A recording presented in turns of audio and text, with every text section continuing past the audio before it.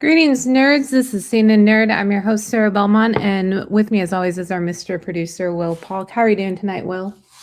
Doing very well, Sarah. We have to wrap up Paradise, Season 2, Episode 8, Exodus, Worlds Collide, Time is the Essence for Xavier. Link and his team spring into action. Sinatra puts it all on the line. Oh my God, IMDb, step up your game with these episode summaries. Will, go ahead and talk about everything you liked about this episode. Well, everything I liked about this episode, I think thinking about this season and all the time travels, theory spirals and everything else, I have to say, we talked about it too. We dabbled in what Alex is or what it's not. Is it a person? Is it a thing? And is it tied to all the quantum mechanics? And for me, I just went into this finale. Just will they stick the landing and have a satisfying into this chapter? And I have to say, one, yes, they did. At least for me.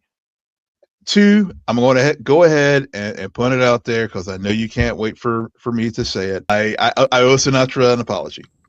And I think this episode, what made it work so well for me, at least, was it really, and this whole season as well. But I think this was the proverbial bow on understanding the choices that she made and why she did it. And also, as I was watching the episode and thinking about our discussions about it over the course of the season and Act 2, and especially when we got the reveal there at the beginning when Sam was talking and Dr. Chase were talking about Alex and get the note that she's not going to make it out of this thing.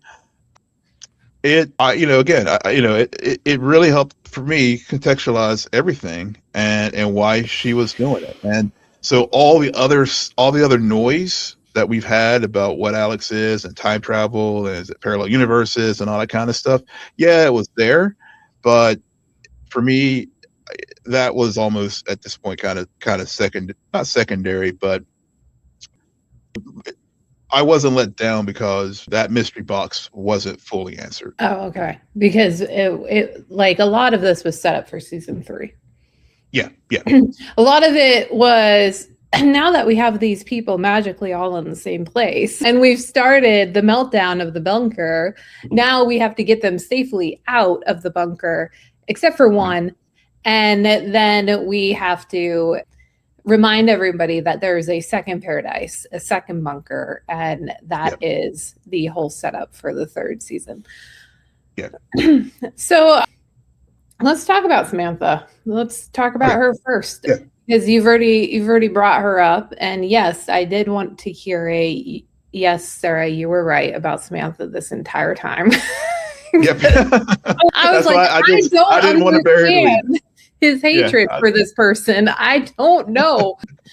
So, and maybe that's also why, in a weird way, the fact that Will did not understand Sinatra, this payoff, if you will, for lack of a better word, with her character worked, while me, I was like, okay.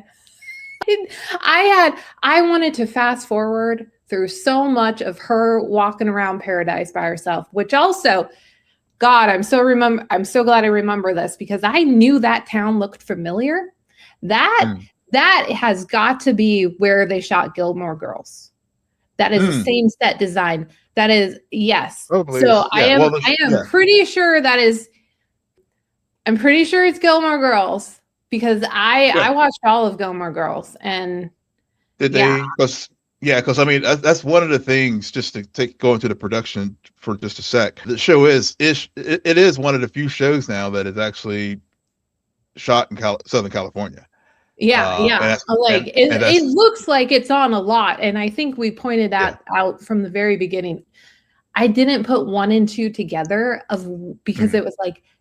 Because I think I said when we were discussing the pilot, I was like, yeah, the town looked weird. It looked weird. And then you put together the pieces of where they are and you're like, oh, that's why it looks fake. Like there's something about it that looks unnatural. So I just, somebody else pointed it out online. So, but to go back to Sinatra, I've also listened to a few reviews, and so I'm not going to take credit for this, but it does help me articulate what bothered me. Because in a way, she took the fact that she was going to die real well. And I understand why she was fine with that because of Dylan, but it also didn't work for me because of Dylan, if that makes sense. Yeah. Because there's so much, like, put Alex aside. I don't really care about that. That's a machine. We're talking about a human being who is a character who was very prominent throughout these last 2 seasons. And because it was a kid who was died. And that loss and that grief spurred Samantha to become the Sinatra who we meet in season 1 in present day. Yeah. Then we're introduced to Dylan, aka Link. I prefer to call him Link personally. I think that's a much cooler name. And there's so much still about him that I'm unclear about. That some of the moments, like that moment when she in her own way says goodbye and grabs his face, I thought was one of the most awkward scenes I have seen in a while. Because he doesn't understand. He does not equate her to his mom. Right. So this is a complete stranger who you had a verbal sparring match with just 24 hours ago, is suddenly looking at you and saying these weird, affectionate things to you. And I also think he acted strange because I would have been like, okay, can I shoot her now? Like, this lady's freaking me out. But then again, he was also just got the news about being a father and everything. So, like, there was a lot of character stuff in this finale that I felt, in a way, as though, in a nutshell, for me, there was a lot more emphasis on style over substance. For me, it just, like, a lot of the character beats did not work. Like, the overall character arcs fell flat. That's fair. I don't know. I do disagree with you on that. I think the character beats actually do work. I mean, and because, to your point about, for example, the interaction between Samantha and Link, there are a couple things there. One, she thinks that whatever the manipulation that the AI computer done worked, and it brought Dylan back.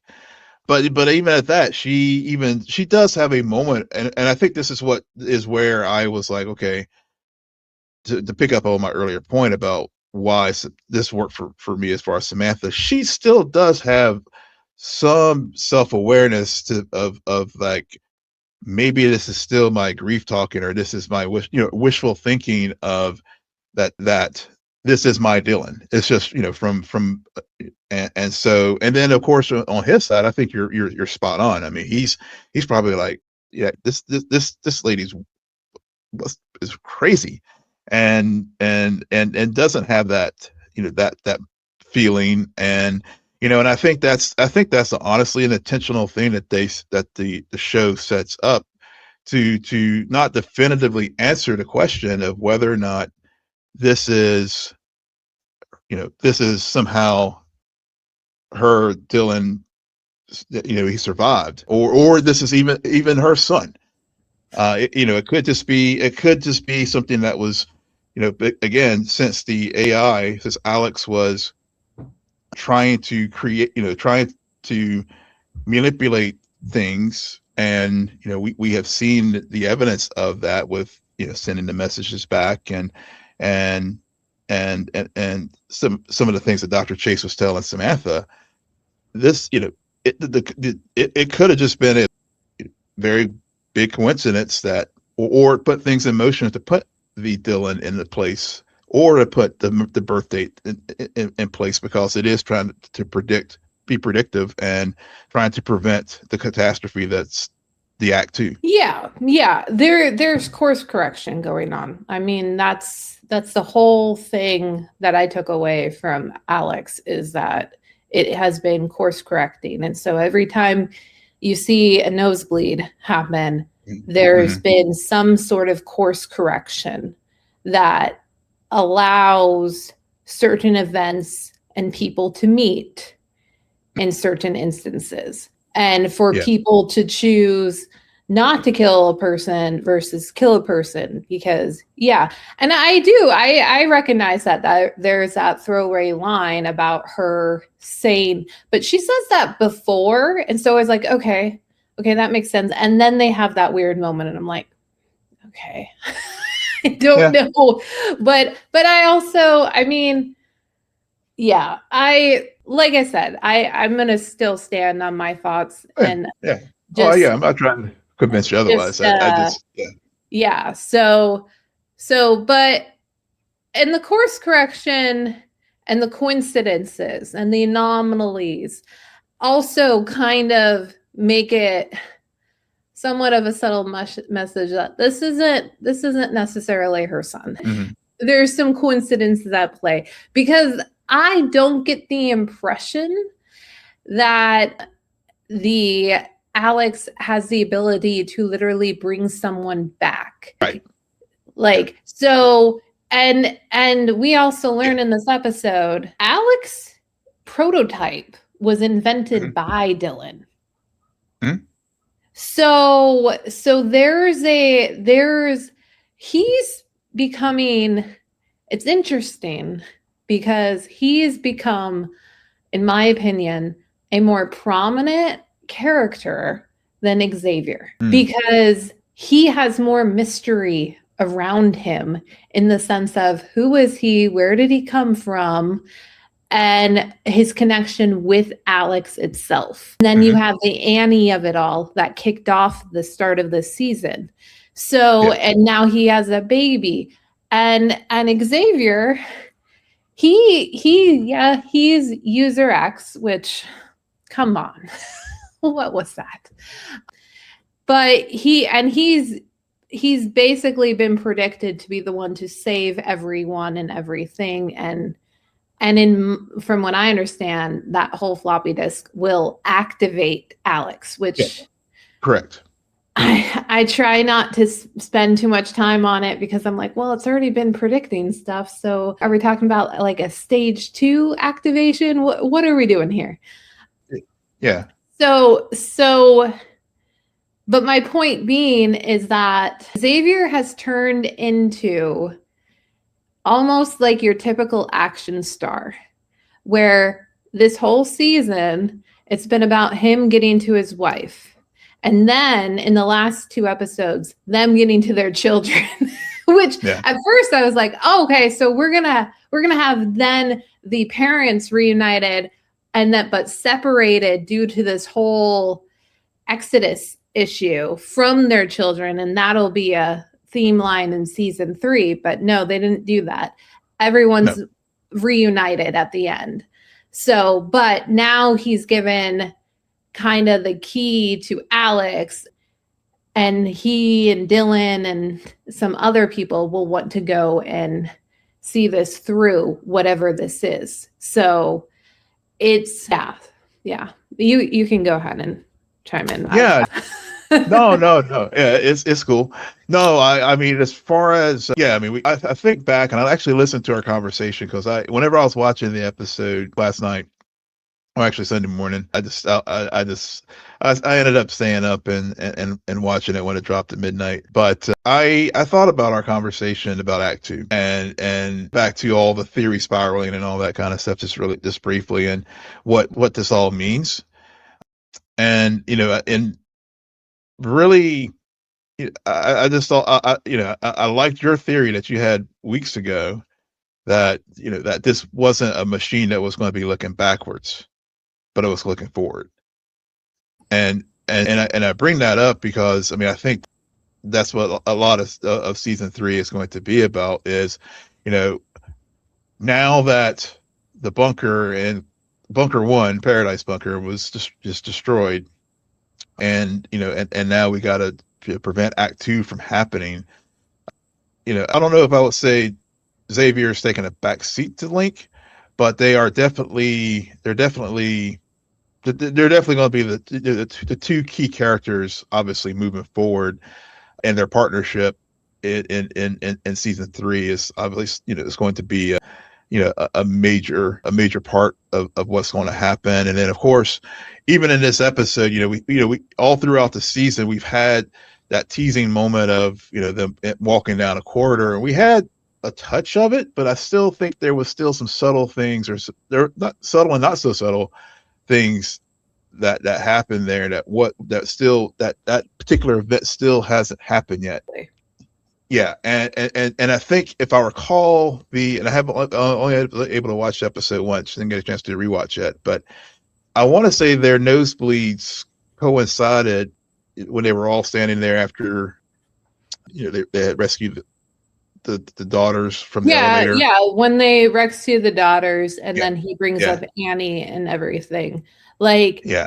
I do think the nosebleeds are very much a indication that Alex is course correcting, and there's a reason why Alex had to get Xavier to crash land near Memphis, so Annie can find, because Annie's pregnant, and there's a reason why Link got a nosebleed too when he encountered Annie. It's a very, very much that I understand and can appreciate it. And I agree. Like, yes, this is very much, there's a reason why they kicked it off explaining Act 2. There's a reason why in this finale, they started off with a flashback and us learning about the creation of Alex. And they start with Henry explaining quantum error correction. Like, it's a course correction, but it's dangerous. And they went from, in season 1 with the ice melting global warming issue, straight into AI in season 2. It's very funny. Yeah, I did know that. I did notice that. I was like, because we just swap them out. Who knows what, we do know we're getting a 3rd season, and this show has kind of been designed for a 3-act play. But you never know, as Sterling K. Brown has said, if there will be a 4th. You don't know. You don't know. Yeah. I was wondering if you saw it. Yeah, I did post his note his Instagram reel from yesterday. But to your point though, getting back to like the calamities, because we did. You're right. It was we had the I know what I wanted to say. Yeah. Sorry, I had a thought, and I wanted to bring this up because the one thing that kept going on in my mind throughout this episode, considering how it starts, and considering all of the theories that have been out there for weeks, and all of the expectations, and it's kind of leads off of the conversation we ended with last week about Xavier and his role in all of this. And I understand he's user X, whatever. But what I would find so much more interesting in season 3 is if the whole Link Anomaly Dylan thing is a complete red herring, and it's Xavier who's an anomaly. And I say this because if you think back at season 1, there were some conversations, especially with Dr. Tharabi and Samantha early on, about the selection of who gets into the bunker. And for some reason, it came off as Xavier wasn't necessarily selected. like was like, no, he's coming. Yeah. I don't care what you say. Like Yeah.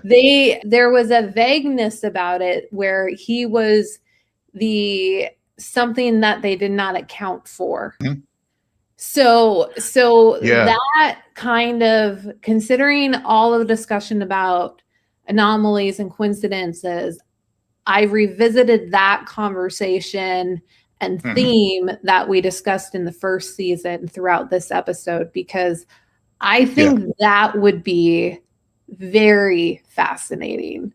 That is, I love that. I love that theory. And I think even more so, we also couple it with the conversation that Samantha and Xavier had too, where she's like, I think you may have been the only decent person down here. Exactly. Yeah. Yeah. Yeah, and I know I'm harsh at times, like style over substance, but I do think that that Fogelman will sow seeds, because I think he does at the end of the day want to take things into an unexpected direction. Mm. So, and I know he's capable of that. Yeah. I just felt like overall there was something very mechanical about this finale. And you know me, I hate Yeah. the at the last second person, like, oh my God, why? It's such a crutch. So it's just like stuff like that is where Yeah. I come off with that style Yeah. over substance critique.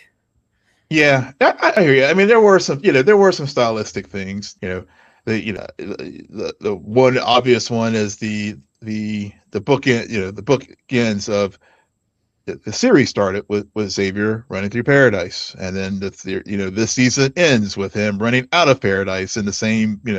I like that. I don't find that to be a book ending. I really don't. Because we're talking about, to me, okay, I would give you that if at the end of season 1 he was running out of paradise, because that is Yeah. like one chapter. But Yeah. we started this season with Annie. Yeah. And so the fact that, so to me, and maybe that's also the other thing, like in looking back at this season, I think the strongest episodes didn't occur in the bunker. Yeah. The strongest episodes was when we were spending time with Annie or Terry or the mailman. like Yeah. Yeah. like and we were getting told different stories that and being shown different perspectives of this world that has now been created, and how people have survived outside of the bunker, and the world that has existed for the past 3 years, and being told those stories, where the bunker in itself has been so much of a MacGuffin, and I'm afraid Alex is turning into a MacGuffin, that it's Totally. that it's like, okay, so Yeah. now we put but I just don't find that to be a book ending because of where the points are. Maybe booking is not the right word, but it was a stylistic choice. Maybe that's what Absolutely. They love K. Brown running. Yeah, he's the best runner in Hollywood. I think he, Tom Cruise, hand over your medal. Well, he did tear his ACL, so I don't think he's been running for the last few months. Yeah. But yeah, I mean, but I like, you are right though. I think the Alex of it all has become the MacGuffin, and I think and I think that's why I didn't lock into that when I was watching the episode. I mean, all the quantum entanglements and all that kind of stuff. I was like, okay, yeah, that makes sense. But to me, was what the one, just having to eat crow and tell you, Sarah, you were right. I was way too hard on Samantha for the last 2 seasons. But one place I did where I do have a critique, where I felt things did fall a little flat for me, was when Terry reunited with her kids. I felt it was way too rushed, but I understand why. I understand why it was rushed, because I obviously they had to don't. get the hell out of the bunker. But I just felt that for that moment, I was really expecting more. Yeah, thank you for bringing that up because that was another thing where there was something so off about the reunions. Yeah. And where I felt like in a way we got more of Sarabi awkwardly reuniting with Xavier and his wife than we got Yeah. like the kids, because Presley was like, "Hey mom, oh look, the Yeah. boyfriend I've been hunting down for the Yeah. last week or two, so let Yeah. me go make out with him. See you later." Yeah. It's Yeah. it Yeah. was a very weird, and I think I blame the balancing of it all, not on like we got to get them out of the bunker, but more there was such an emphasis on watching Samantha walk around paradise and the Yeah. slow-mo shots of that all, that to me it felt unbalanced with everything Mm. going on with Xavier, Terry, and the kids. And Yeah. it pulled focus, which Yeah. I've had an issue with for a lot of this season Right. because of it's been very unbalanced, and which in a way then leads to this big reunion kind of being pushed to the side because you got Yeah. all you want to send out your big villain in this way, in this redemptive way. Yeah. But Yeah. yeah, so it's Yeah. So shame on me, because I think, so where everybody was like getting all like jazzed up about the time travel stuff, I was just like, I mentioned it before, I'm like waiting for waiting for that reunion. So for me, that was where I had my expectations didn't meet the what was presented on screen. So I will freely admit that.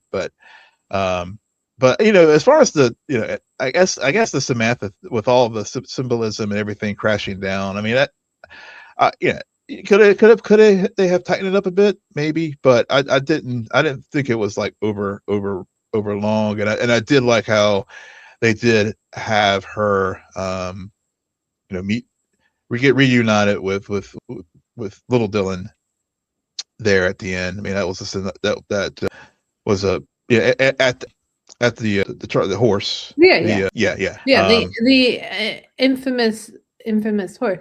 I don't think, again, I do think your whole stance on that character ultimately worked in your favor. Where if I Yeah. had viewed her the way that you did, I probably would have also really enjoyed majority of this finale.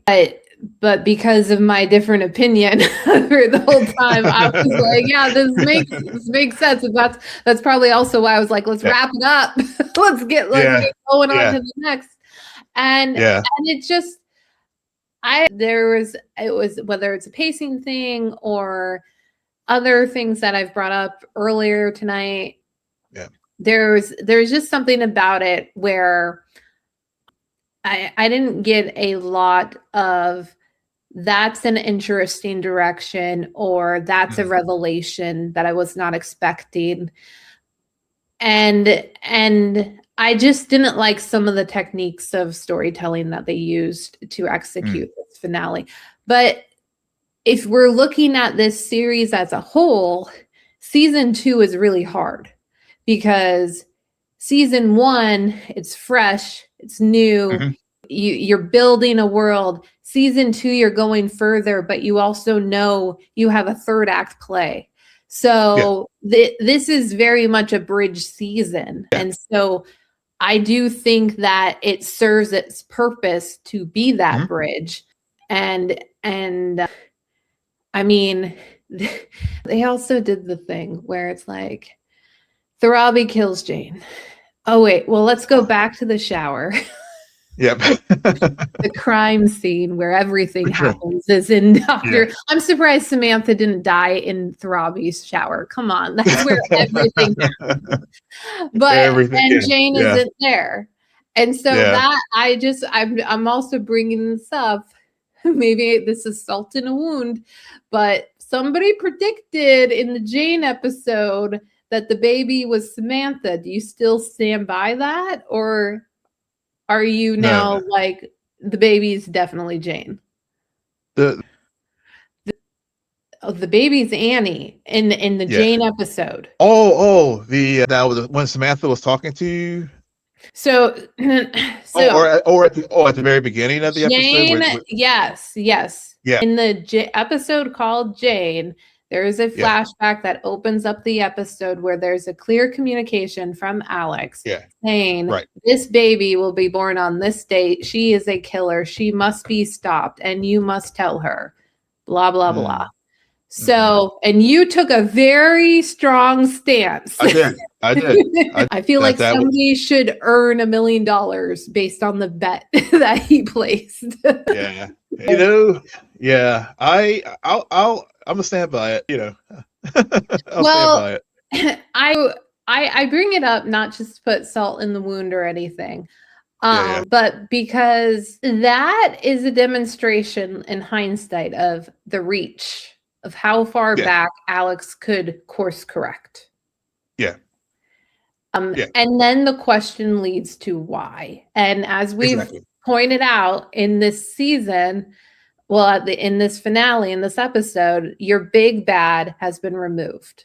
You're not like the biggest threat, because obviously the world in Act 2 is the looming threat, but the personal threat. And so the only other person who can step into that place is Jane, and they've built her up over the last 2 seasons to be that. So So then the question is that I've heard a lot of people say, okay, so is the course correction because in the future she kills Xavier, or she kills Dylan, or who does she kill that Alex is trying to prevent? And also, my big question is, why did it go all the way back to the day she was born to course correct?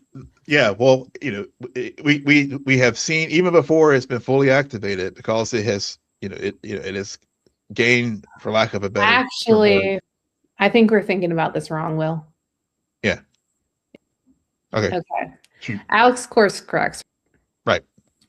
And we saw in that it tries to deliver this message to prevent this child from becoming a killer. Yeah. Inadvertently making the child become a killer. But we're led to believe that Alex is so smart, it could have predicted that. So I wonder if actually Alex purposely delivered that message, knowing that that would create Jane into a killer, because she does kill somebody. She is needed to become the person to take out somebody. And maybe that is Xavier, because it's a self-defense mechanism, because she needs to kill whoever is threatening Alex. I think your second theory, I think, is more on point. Yeah. Yeah, because Alex, because if Alex is, I think it's that second. It's either I think it's either that theory, or Alex is there to to basically prevent Act 2. I mean, it's got to be one of the two things. Yeah, well, yeah, I think Alex is there, and what's on the floppy disk is there to prevent Act 2. But I think that Jane is either there to take out a threat against Alex, or Alex really is trying to stop Jane from killing either Xavier or Dylan, because, well, in this case, it would be Xavier, because Xavier has to be the one to initiate the end of Act 2.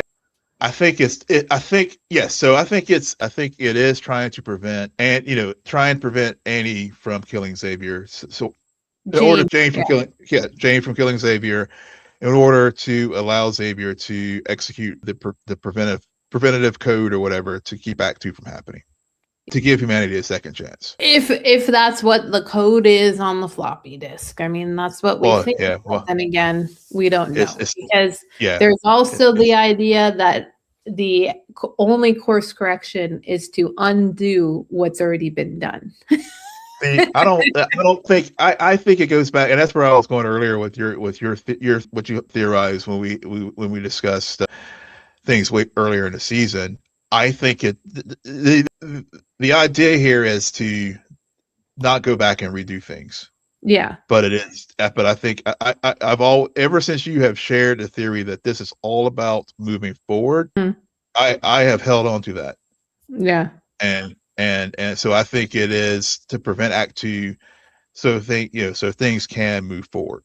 Now there is all these course corrections that Alex is doing to make sure that Xavier does get placed there. And at the end of the day, we'll, maybe, and maybe that's the role of Link, is to basically take out Jane once and for all, so Xavier can, activate Alex to prevent activity. Yeah. Well, Link is Alex's father in a way. Yeah, yeah, So they're I don't know if it's take out. Who knows? We'll see. We'll see. Yeah. Season 3 will be here. They're Yeah, we'll be at just about starting to film. So Yeah. they definitely know where they're going with the story, and we will watch it. Yeah, So yes, no coincidence there that it's the Denver airport either. You got Bloop in there. Yeah. For all the conspiracy theorists and stuff. So good on you, writers room. Good on you.